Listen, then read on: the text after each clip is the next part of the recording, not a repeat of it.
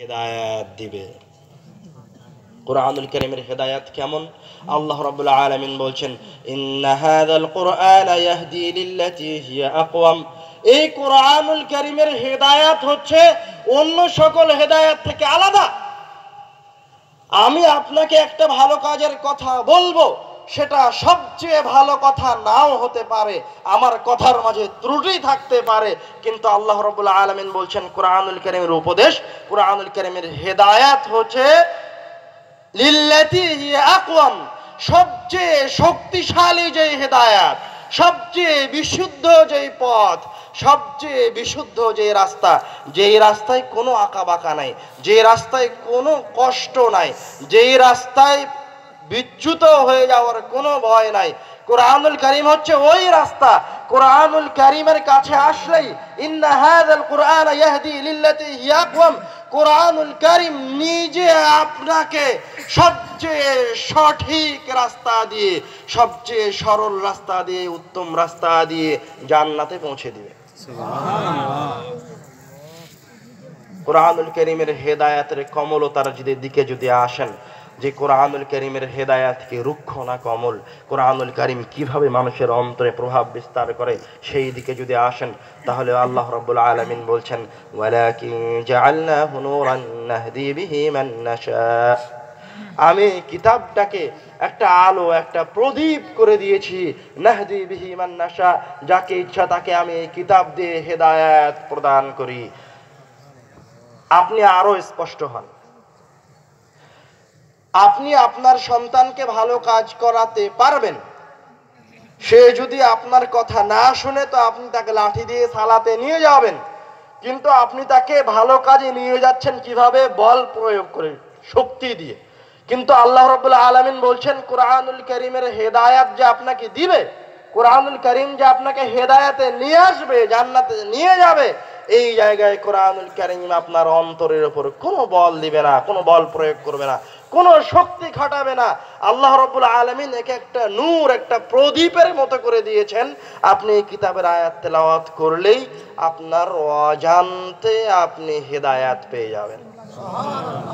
আরো স্পষ্ট করে বলি, যে ওমর রাদিয়াল্লাহু তাআলা আনহু মুহাম্মদ সাল্লাল্লাহু আলাইহি ওয়াসাল্লামকে হত্যা করার চিন্তা ভাবনা করছেন, হত্যা করার ঘোষণা দিচ্ছেন, মুহাম্মদ কে, আমি মুহাম্মদকে হত্যা করব, ওই ব্যক্তি, ওই ওমরই যখন কুরআনুল কারীমের আয়াত শ্রবণ করছেন, তখন বলছেন, আমাকে মুহাম্মদ সাল্লাল্লাহু আলাইহি ওয়াসাল্লামের কাছে নিয়ে যাব, আমি ইসলাম গ্রহণ করব। কুরআনুল কারীমের হেদায়েতের ঘটনা স্বয়ং আল্লাহ রাব্বুল আলামিন কুরআনুল কারীমে বলেছেন। আমাদের অন্যান্য আলোচনাগুলিতে এই ঘটনা বিস্তারিত বলা আছে, শুনে নেবেন। ওই ঘটনা বলে আমাদের আলোচনাকে লম্বা করতে যাচ্ছি না। এবার আমরা কুরআনুল কারীমের কিছু ফজিলতের দিকে যাই। কুরআনুল কারীমের আল্লাহ রাব্বুল আলামিন কিছু শক্তিশালী সূরা রেখেছেন, যেগুলোর উপর আমল করে সহজে এই ইহকালীন জীবনে বিপদ বালা মুসিবত থেকে বাঁচা সম্ভব, পরকালীন জীবনেও যে কোনো ধরনের সমস্যা থেকে বাঁচা সম্ভব, নিজের দৈনন্দিন জীবনের রুটি রোজির উত্তম ব্যবস্থা করা সম্ভব। রাসূল সাল্লাল্লাহু আলাইহি ওয়াসাল্লাম বলছেন, عن عقبة بن عامر رضي الله تعالى عنه قال بينما أنا أسير مع رسول الله صلى الله عليه وسلم। উকবা ইবনে আমির রাদিয়াল্লাহু তাআলা আনহু বলছেন, আমি মুহাম্মদ সাল্লাল্লাহু আলাইহি ওয়াসাল্লামের সাথে সফরে বের হয়েছি। বাইনাল জুহফাতি ওয়াল আবওয়া, সফরে বের হয়ে আমরা জুহফা এবং আবওয়া নামক জায়গার মাঝামাঝিতে পৌঁছেছি। ইযা গাশিয়াতনা রিহুন ওয়া যুলমাতুন শাদীদা, এমত অবস্থায় কঠিন ঝড় শুরু হলো, চতুর্দিকে অন্ধকার হয়ে গেল। ফাজআল রাসূলুল্লাহ সাল্লাল্লাহু আলাইহি ওয়াসাল্লাম ইয়াতাআওযাযু বিআউযু বিরাব্বিল ফালাক ওয়া আউযু বিরাব্বিন নাস। এই রকম ভয়ঙ্কর পরিস্থিতি থেকে বাঁচার জন্য, নিজের জীবনটাকে বাঁচার জন্য, বেঁচে থাকার জন্য মুহাম্মদ সাল্লাল্লাহু আলাইহি ওয়াসাল্লাম আল্লাহ রাব্বুল আলামিনের কাছে সূরা নাস আর সূরা ফালাক পড়ে আশ্রয় চাইতে লাগলেন এই ঝড়ের কবল থেকে। এবং উকবা রাদিয়াল্লাহু তাআলা আনহুকে বলছেন, ইয়া উকবা তাআওয়ায বিহিমা ফামা তাআওয়াযা মুতাআওযিযুন বিমিসলিহিমা। উকবা, তুমি এই দুইটি সূরা তেলাওয়াত করে আল্লাহ রাব্বুল আলামিনের কাছে এই ভয়াবহ বিপদ থেকে পরিত্রাণ চাও। ফামা তাআওয়াযা মুতাআওযিযুন বিমিসলিহিমা, কেন না বিপদ থেকে বাঁচার জন্য এই দুইটি সূরার চেয়ে শক্তিশালী কোনো সূরা নাই। عن أمامة الباهلي رضي الله تعالى عنه قال أمامة باهلي رضي الله تعالى عنه بولن قال رسول الله صلى الله عليه وسلم رسول صلى الله عليه وسلم বলেছেন من قرأ آية الكرسي دبر كل صلاة مكتوبة যেই ব্যক্তি 5 ওয়াক্ত সালাতের পরে আয়াতুল কুরসি আল্লাহু লা ইলাহা ইল্লা হুয়াল হাইয়ুল কাইয়্যুম এই আয়াতটি তেলাওয়াত করবে লাম ইয়ামনাহু মিন দুখুলিল জান্নাতি ইল্লা আল মাউত ওই ব্যক্তিকে জান্নাতে যেতে কোনো কিছুই বাধা দিতে পারবে না তার মৃত্যু ব্যতীত।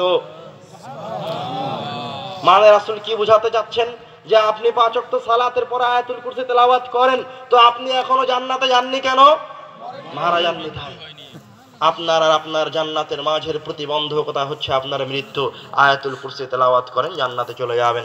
আনাস রাদিয়াল্লাহু তাআলা আনহু থেকে বর্ণিত তিনি বলেন যে রাজুলুন ইলান নবী সাল্লাল্লাহু আলাইহি ওয়াসাল্লাম একজন ব্যক্তি রাসূল সাল্লাল্লাহু আলাইহি ওয়াসাল্লামের কাছে আসলেন, এসে বলছেন ইয়া রাসূলুল্লাহ, হে আল্লাহর রাসূল, ইন্নী উহিব্বু হাযিহি সূরা কুল হুয়াল্লাহু আহাদ, আমি এই কুল হুয়াল্লাহু আহাদ সূরাটাকে খুব ভালোবাসি।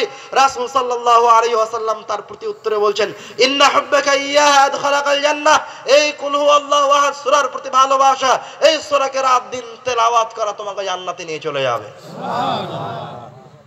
কুল হুয়াল্লাহু আহাদ সূরা রাত দিন তেলাওয়াত করার চেষ্টা করেন। আন আবি দারদা রাদিয়াল্লাহু তাআলা আনহু قال আবু দারদা রাদিয়াল্লাহু তাআলা আনহু থেকে বর্ণিত তিনি বলেন قال রাসূলুল্লাহ সাল্লাল্লাহু আলাইহি ওয়াসাল্লাম, রাসূল সাল্লাল্লাহু আলাইহি ওয়াসাল্লাম বলছেন আয়াজিজু আহাদুকুম আন ইয়াকরা ফি লাইলাতিন সুলুসাল কুরআন, তোমাদের মাঝে আমার সাহাবীর মাঝে আজকের মজলিসে উপস্থিত মানুষের মাঝে এমন কোন ব্যক্তি আছে যে প্রত্যেক রাতে কোরআনুল কারীমের 3 ভাগের 1 ভাগ পড়তে অক্ষম? কেউ কেউ এরকম আছে? তখন সাহাবীরা প্রতি উত্তরে বলছে কাইফা যালিকা ইয়া রাসূলুল্লাহ, হে আল্লাহর রাসূল, এত বড় কিতাবের 1 ভাগ তেলাওয়াত করা, 3 ভাগের 1 ভাগ তেলাওয়াত করা কি ছোটখাটো বিষয়? এবার রাসূল সাল্লাল্লাহু আলাইহি ওয়াসাল্লাম আপনাদেরকে খুব ভালোবাসেন, আল্লাহ আপনাদেরকে খুব ভালোবাসেন, সহজ করার ব্যবস্থা করে দিচ্ছেন। রাসূল সাল্লাল্লাহু আলাইহি ওয়াসাল্লাম বলছেন কুল হুয়াল্লাহু আহাদ তা'দিলু সুলুসাল কুরআন, তুমি যদি শুধু কুল হুয়াল্লাহু আহাদ সূরা তেলাওয়াত করো আল্লাহ রাব্বুল আলামিন তোমার আমলনামায় কোরআনুল কারীমের 3 ভাগের 1 ভাগ তেলাওয়াতের সমান নেকি লিখে দিবেন। সুবহানাল্লাহ। তুমি যদি কোরআনুল কারীম 3 বার তেলাওয়াত করো তাহলে কোরআনুল কারীম সম্পূর্ণ তেলাওয়াতের সমান নেকি লিখে দেওয়া হবে। সুবহানাল্লাহ। عن ابي سعيد الخدري رضي الله تعالى عنه قال আবু সাঈদ খুদরি থেকে বর্ণিত তিনি বলেন قال رسول الله صلى الله عليه وسلم, রাসূল সাল্লাল্লাহু আলাইহি ওয়াসাল্লাম বলেছেন মান قرأ سورة الكهف في يوم الجمعة, যেই ব্যক্তি জুমার দিনে শুক্রবারে সূরা কাহফ তেলাওয়াত করবে আদা আলাহু নূরুন মা বাইনাল জুমআতাইন, ওই ব্যক্তির ঈমানে একটি নূর, একটি প্রদীপ জ্বালিয়ে দেওয়া হবে, ওই ব্যক্তির ঈমানকে শক্তিশালী করে দেওয়া হবে এবং সে যেই জুমায় সূরা কাহফ তেলাওয়াত করেছে ওই জুমা থেকে পরের জুমা আসা পর্যন্ত তার ঈমান শক্তিশালী অবস্থায় থাকবে। সুবহানাল্লাহ। عن ابي الدرداء رضي الله تعالى عنه قال قال رسول الله صلى الله عليه وسلم, আবু দারদা থেকে বর্ণিত রাসূল সাল্লাল্লাহু আলাইহি ওয়াসাল্লাম বলেছেন মান হাফিযা 10 আয়াতিন মিন আউয়াল সূরাতিল কাহফ, যে ব্যক্তি সূরা কাহফের প্রথম 10 আয়াত মুখস্থ রাখতে পারবে আল্লাহ রাব্বুল আলামিন তাকে দাজ্জালের ফিতনা থেকে পরিত্রাণ দান করবেন। দাজ্জালের ফিতনা বড় ভয়াবহ ফিতনা, স্বয়ং রাসূল সাল্লাল্লাহু আলাইহি ওয়াসাল্লাম আল্লাহ রাব্বুল আলামিনের কাছে দাজ্জালের ফিতনা থেকে পরিত্রাণ চেয়েছেন। কেন? কেননা দাজ্জালের এক হাতে থাকবে জান্নাত আর এক হাতে থাকবে জান্নাত। দাজ্জালের জান্নাতই হচ্ছে জাহান্নাম আর জাহান্নামই হচ্ছে জান্নাত। মানুষ তার চোখের সামনে জান্নাত আর জাহান্নামকে দেখতে পাবে। এই ভয়াবহ ফিতনা থেকে যদি কেউ বাঁচতে চায় তাহলে তাকে কি করতে হবে? সূরা কাহফের প্রথম 10 আয়াত মুখস্থ করতে হবে। عن أمامة الباهلي رضي الله تعالى عنه قال أمامة باهلي থেকে বর্ণিত তিনি বলেন قال رسول الله صلى الله عليه وسلم, রাসূল সাল্লাল্লাহু আলাইহি ওয়াসাল্লাম বলেছেন ইকরাউল কুরআন, তোমরা কোরআন তেলাওয়াত করো فإنه يأتي يوم القيامة شفيعا لأصحابه, কেননা কোরআন মাজিদ কিয়ামতের দিন যে দুনিয়াবী জীবনে তেলাওয়াত করেছে তার জন্য শাফাআত করতে আসবে। ইকরাউজ যাহরাওয়াইন, তোমরা বিশেষভাবে উজ্জ্বল শক্তিশালী 2টি সূরাকে তেলাওয়াত করো। শক্তিশালী 2টি সূরা কি? আল বাকারা ওয়া সূরাত আলে ইমরান, সূরা বাকারা আর সূরা আলে ইমরান তেলাওয়াত করো। কেন? فإنهما تأتيان يوم القيامة كأنهما غمامتان কারণ এই দুইটি সূরা কিয়ামতের দিনে আকৃতি ধারণ করে আসবে তাদের আকৃতি হবে কান্নাহুমা গামামাতান দুইটি মেঘখণ্ডের মতো আও কান্নাহুমা গায়ায়াতান অথবা তাদের আকৃতি হবে দুইটি সামিয়ানার মতো আও কান্নাহুমা ফিরকান মিন তাইরিন সাওয়াফ অথবা তাদের আকৃতি হবে ডানা মেলে উড়তে থাকা দুই ঝাঁক পাখির মতো তো হাজানি আন আসহাবিহিমা ওই দুইটি সূরা কিয়ামতের দিনে মহান রব্বুল আলামিনের সামনে যখন আপনার বিচার করা হবে, আপনার আমলনামা দাড়িপাল্লায় তোলা হবে, তখন ওই দুইটি সূরাকে যারা তেলাওয়াত করেছে ওই দুইটি সূরা তাদের সাথে কিয়ামতের মাঠে অবস্থান গ্রহণ করবে। এখন দাড়িপাল্লায় যদি আপনার পাপের পাল্লা ভারী হয়ে যায় তো